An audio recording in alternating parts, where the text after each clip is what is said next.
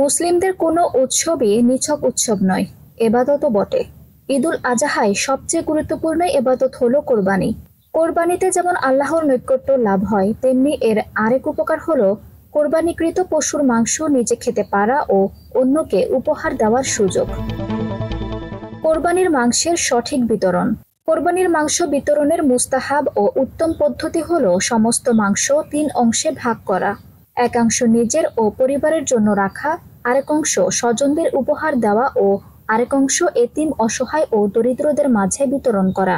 বিশিষ্ট সাহাবী হযরত আব্দুল্লাহ ইবনে আব্বাস রাদিয়াল্লাহু আনহা রাসূল সাল্লাল্লাহু আলাইহি ওয়াসাল্লামের কোরবানির গোশত বন্টন সম্পর্কে বলেন, আল্লাহর রাসূল সাল্লাল্লাহু আলাইহি ওয়াসাল্লাম কোরবানির মাংস 3 ভাগ করে 1 ভাগ নিজ পরিবারের জন্য রাখতেন, 1 ভাগ গরিব প্রতিবেশীকে দিতেন আর 1 ভাগ অন্য গরিবদের দান করতেন।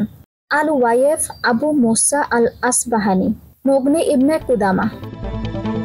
কোরবানির মাংস দান না করলে কি ক্ষতি হবে? কোরবানির পশুর মতো তার মাংসের মালিকানাও কোরবানি দাতার। সেক্ষেত্রে ওই মাংস নিজে খাওয়া কিংবা কাউকে দেওয়া একান্তই তার ইচ্ছার উপর নির্ভর করে। তিনি চাইলে যেমন পুরোটাই বিতরণ করে দিতে পারেন, আবার চাইলে পুরোটা খাওয়ার অধিকারও তার আছে।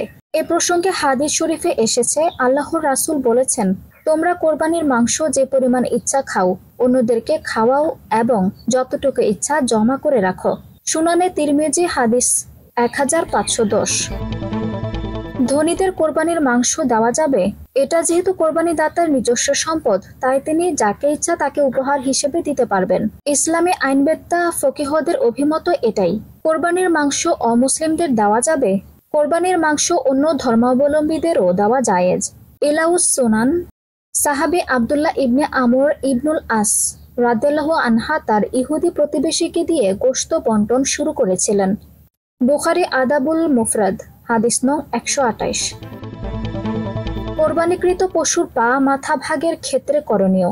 একাধিক শরীকে কোরবানি করলে ওজন করে মাংস বন্টন করতে হবে, অনুমান করে ভাগ করা জায়েজ নেই। পা ও মাথার ক্ষেত্রেও একই বিধান, তবে কেউ যদি নিজের ভাগের অংশ অন্যজনকে দিয়ে দেয় তাতে সমস্যা নেই। আদ-দুররুল মুখতার।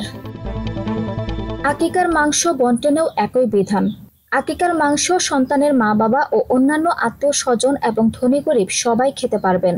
আকিকার মাংসের বন্টন ও ব্যবহার কোরবানির মতোই, কিছু নিজেদের জন্য রাখা, কিছু আত্মীয় স্বজনকে দেওয়া এবং কিছু সদকা করা উত্তম। ইলাউস সুনান। আঞ্জুম হক আরবি, টাইম নিউজ ডেস্ক।